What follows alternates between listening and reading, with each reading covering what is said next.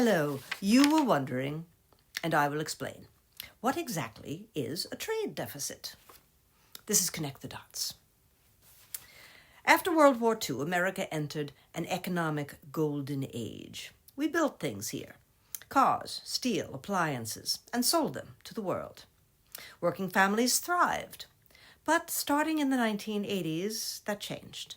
Manufacturing jobs were offshored to countries with cheaper labor. Trade deals, often written by and for corporate interests, made it easier to import goods than to make them here. Wall Street profited. Working families paid the price. As those jobs disappeared, a new phrase took over the headlines. America has a trade deficit.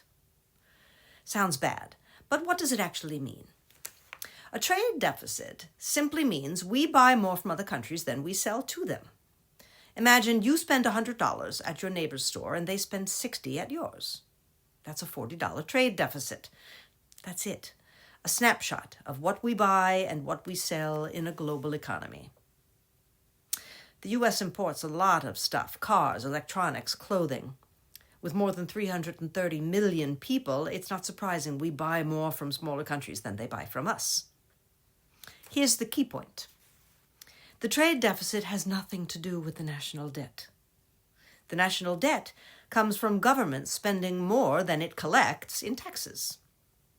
A trade deficit comes from private businesses and consumers buying foreign goods. Different issues, different causes. So, is a trade deficit bad? It depends. Some point to lost manufacturing jobs.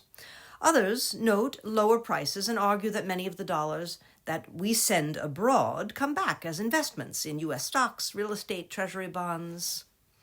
The real question isn't whether we have a trade deficit, but what kind of trade policy we have. For decades, the U.S. policy rewarded offshoring. Tariffs used without strategy are a blunt tool. They raise prices, invite retaliation, and disrupt supply chains. Trade policy isn't about dramatic gestures. It's about coordination, long-term planning, and rebuilding domestic capacity. A chainsaw may look tough, but it's no substitute for a plan. That's the bigger picture. Let's keep connecting the dots.